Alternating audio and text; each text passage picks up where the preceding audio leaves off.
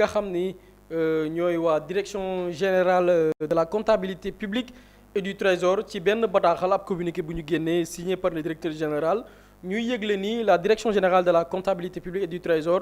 ñoo ngi xamal public bi askanu Sénégal que ab incident ab jéeye daal wala mbir moo xamante ni nii am na njeexital ci yenn ci seeni système d'information lenn ci barab wala information wala xibaar données ya nga xamante ni ñu ngi koy liggéeyee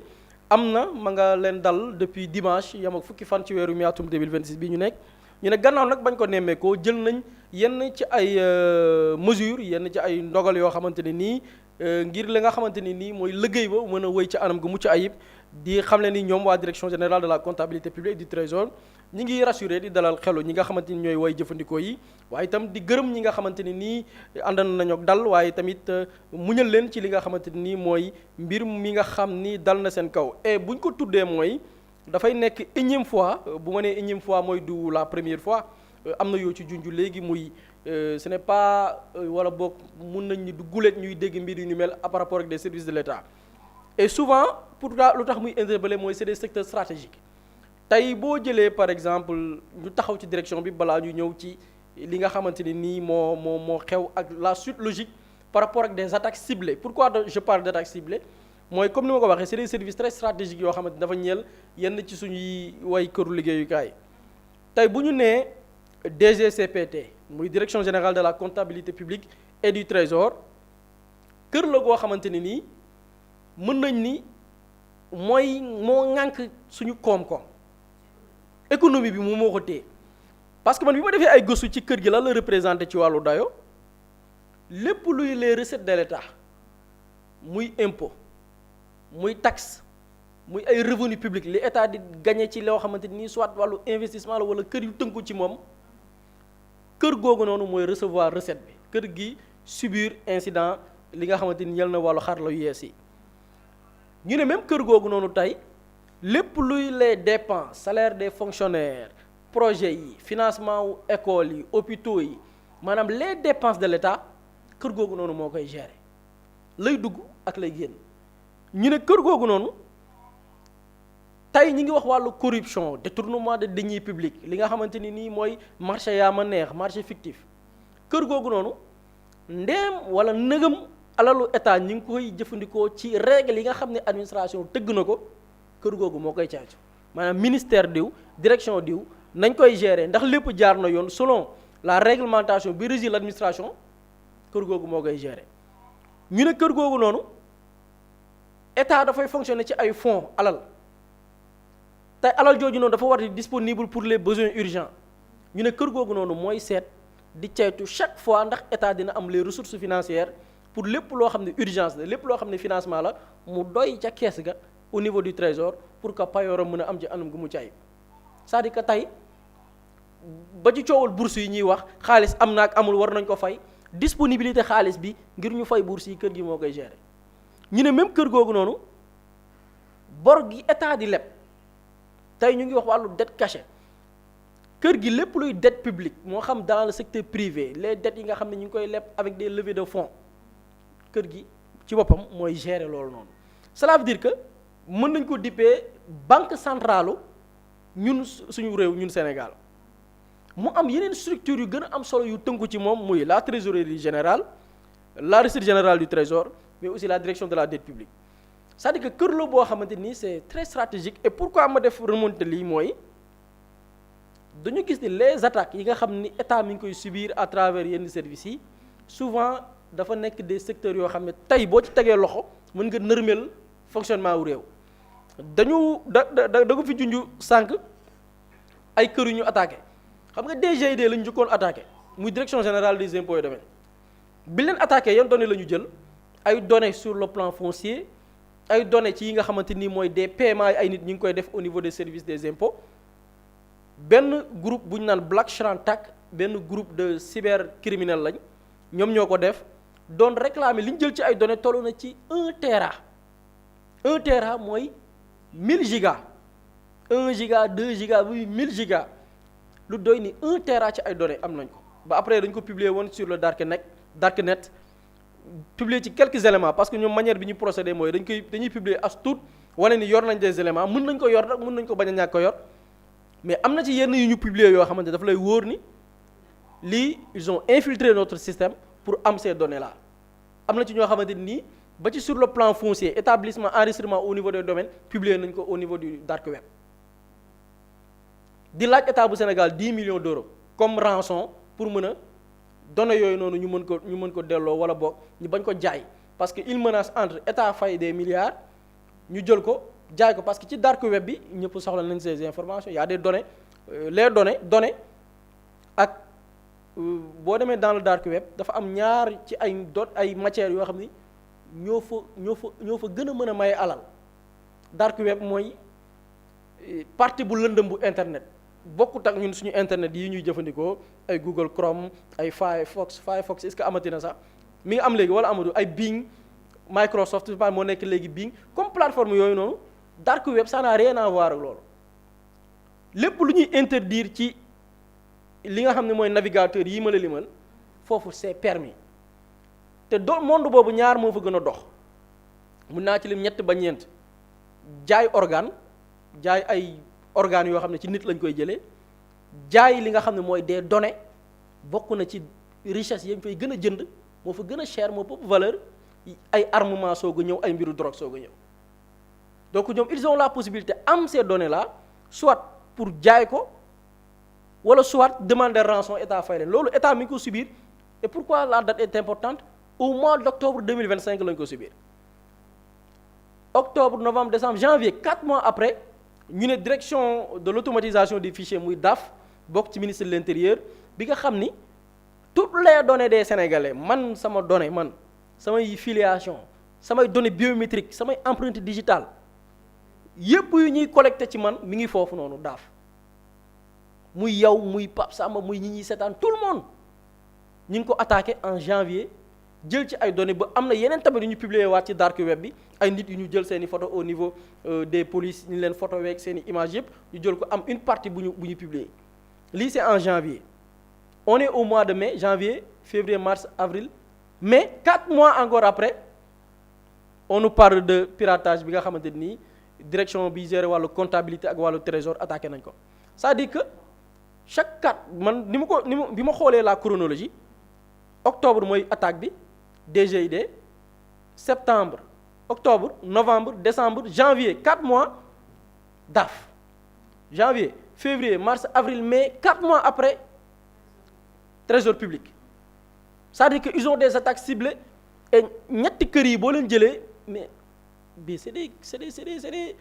services yoo xamante ni ñoo ëpp solo ci réew ban mooy le suivant on se pose des questions bëgguma tudd benn kër ñu ëllëg ñu attaqué ko ñu ne buree ko waxoon fii du ma wax benn tur du ma jël risque mais ils ont des cibles vraiment yoo xamante ni nii da ngay gis c'est très bien coordonné économie dëkk bi les données des populations moo leen intéressé et je pense que lii nag war nañ ci jóg et même ci kër googu noonu bu ngeen fàttali ko en octobre 2024 moom ngeen déggoon ni sàcc nañ fa ay ordinateur ñu jël ko minimiser ko alors que loolu dooy caaxaan tey waxuma la ordinateur de waxuma la jël ordinateur bu benn parce que dañ ko li la mën a ñu minimiser ko mooy ordinateur boo xam ne benn service daf koy utiliser di ko liggéey ki ko sàcc kooku il a la possibilité am accès ci mais yenn accès yi nga xamante ni nii personnel bi ñoo ko yor tey hackers yi ñi les cybercriminels Ramatoulaye mën nañ connecté wu ci sa wifi pirater ko dañoo xarañ léegi nag nit ki bu man service boobu noonu xam ne dañ ko connecté avec nos données boobu bu ñu fa sàccoon téléphone portable boo xam ni téléphone de service la sax mais danger la. si wàllum piratage rek ce matin. day na waar en tout cas. en fait c'est ça quoi. gars yi dañuy ciblé et bàyyiwuñ dara quoi ñun peut-être dañuy bañ a wax gars yi dañuy sëw ñun suñu site bi la ñuy subir ci ay attaques par journée. day na waar. di ñuy subir ci ay attaques par li gars yi di intercepté man bu ma jotee rapport site bi la ñu koy attaqué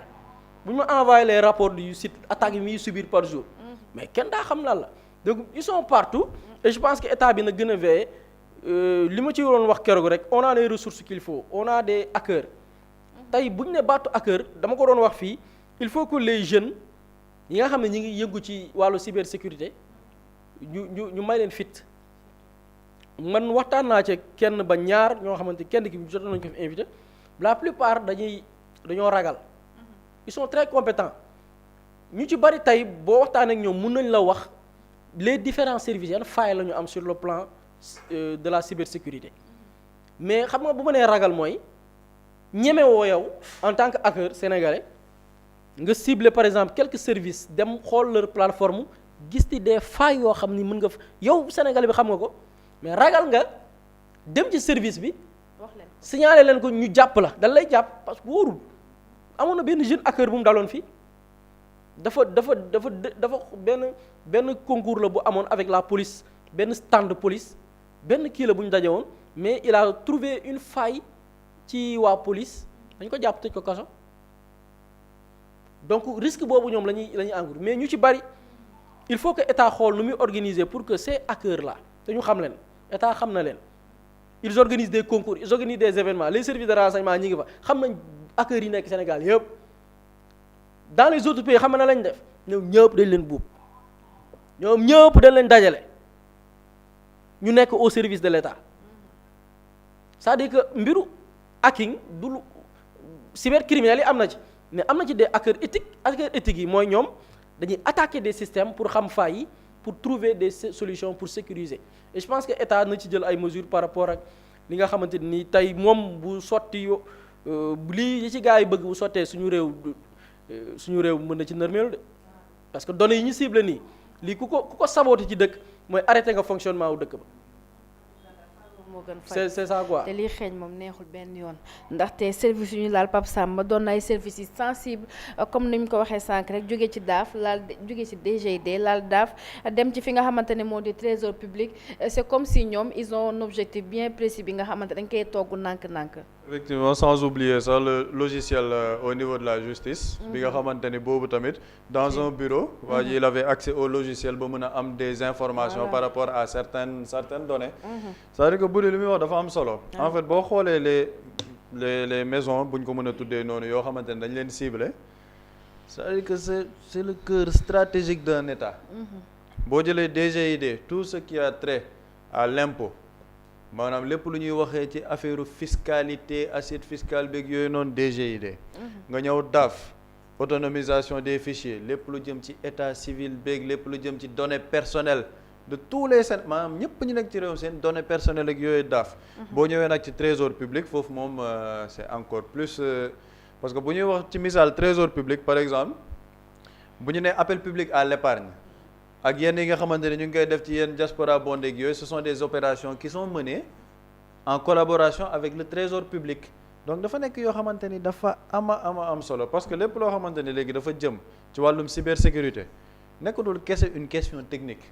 man dama gëm ne c'est une question de souveraineté boo xamante ne souveraineté économique ak yeneen yu bëri yoo xamante ne mu ngi ci biir yoo xam ne état du Sénégal daf ci li bëri naan investir c'est-à-dire que dañ ci war a investir lu am solo yenn pays yu bëri léegi ils investissent énormément ci lépp lu joo xamante ne dafa jëm ci cybersécurité ak wàllum technique boo xoolee dëkk bu mel ni Israël mais ñoom dañ ci investir ba pare di ko defee ci ay affaire de njublang mais ils ont investi énormément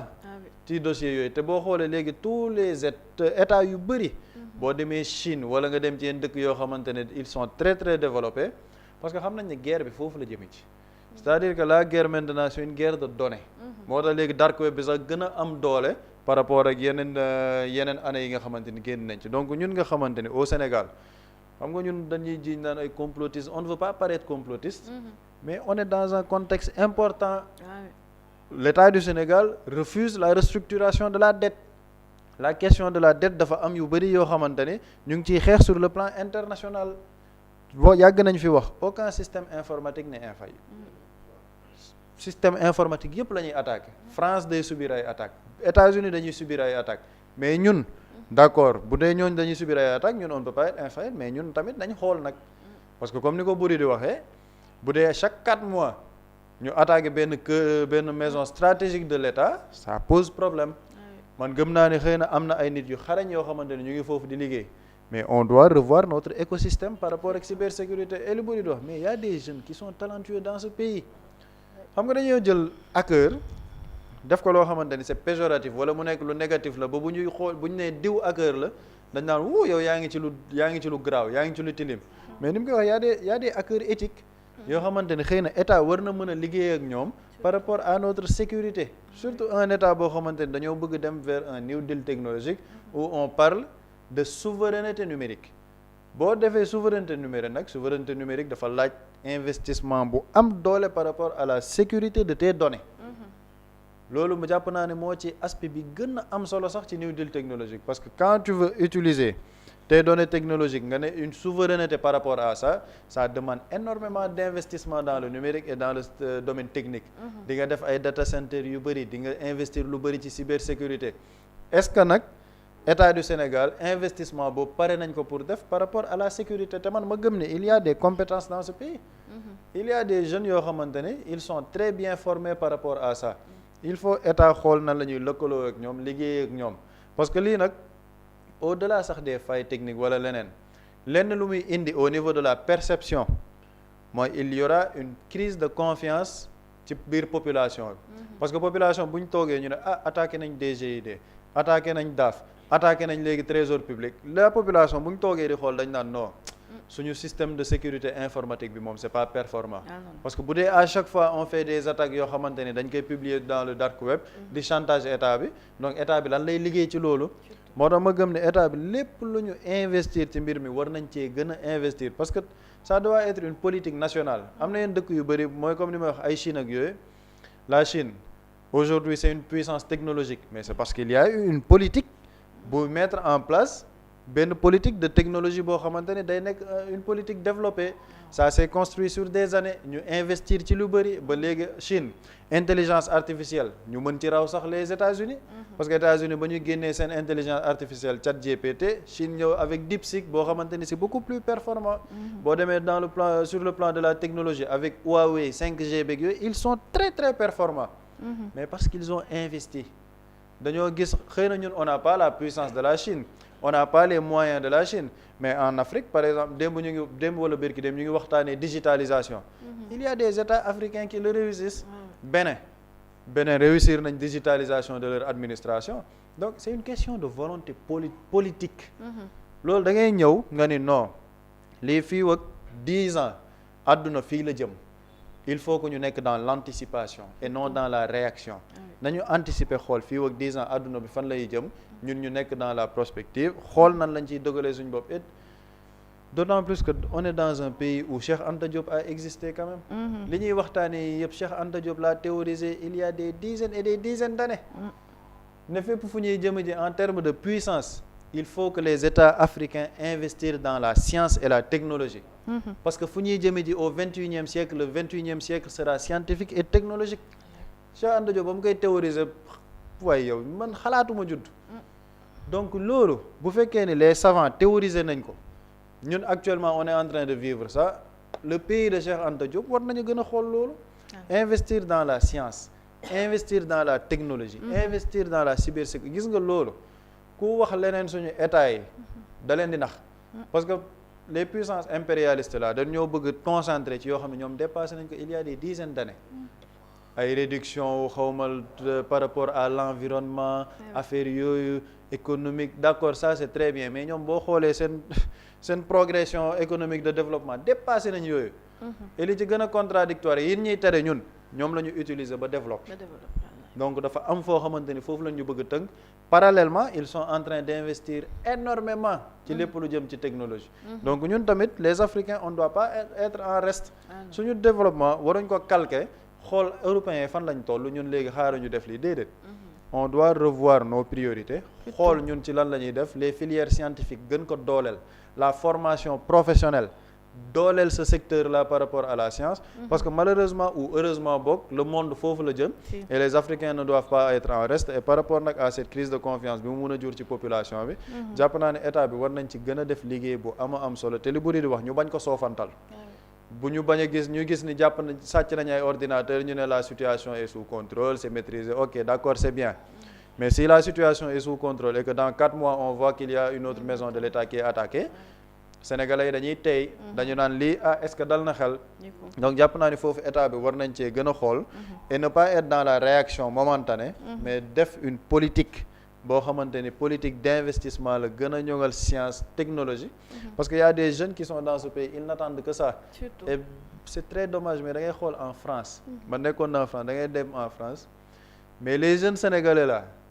ingénieurs yeeg yooyu ils sont dans les plus grandes boîtes françaises te bu ñu fa nekkee ay postes de responsabilité la ñuy occuper am na ñoo xamante ne au plan local ñu ngi fi xarañ trop mais amuñ peut-être benn dooleel bi nga xamante ne dañ leen koy dooleel wala benn possibilité bi ñu leen di jox mooy li Boury doon wax bu ñuy wax sunu champion ñooñu la ñu war a dem xooli ci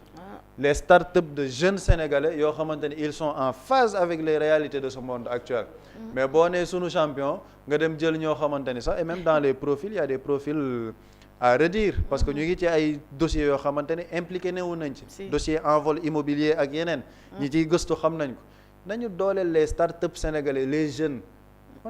on a élu un gouvernement un président jeune il faut ñu dooleel jeunes yi il ne faut mooy li man loolu dama ko yàgg kaas jeunes yi bu ñuy wax ñu naan la waaw boo ñëwee sax pour ton premier emploi on te demande une expérience de 5 ans ou de 10 ans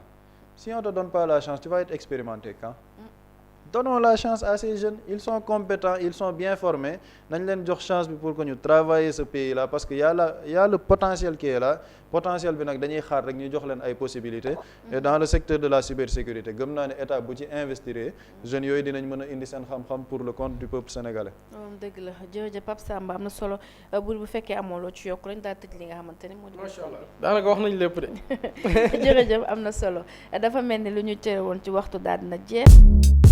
Mously Immo Sénégal moo leen di indil saafara ci jafe-jafe bu ngeen am ci wàllum immobilier yow mi bëgg a jënd kër yow mi bëgg a tabax wala nga jaay sa terrain jokkool ak waa Mously Immo ku am sa kër bëgg ku la ko terrassel wala nga am sa tool bëgg ku la ko lotisel defal la ko ay terrain Mously Immo Sénégal daf leen koy jàppandal gunge leen ci anam gu mucc ayib ku am sa kër itam te nekkuloo ci biir réew mi bëgg ku la ko toppatool gérer la ko Mously Immo moo ci gën a gaaw gën ci wóor ku bëgg réfectionner tabax wala nga defar plan architecte mën nga jokkoo itam ak waa Mously Immo Sénégal mën ngeen leen a woo ci 77 887 25 13 77 887 25 13 Mously Immo indi saafara ngir jëndum kër tabax jaayum terrain terrasse yi ay tool wala lotissé ko defal leen ko ay terrain loolu lépp Mously Immo moo ci gën a gaaw man ngeen itam abonné ci seen chaîne YouTube Mously Immo Sénégal ngir am yeneeni xabaar yu gën a dëggu wala itam wàllum conseil ci wàllum immobilier fii ci biir réewum Sénégal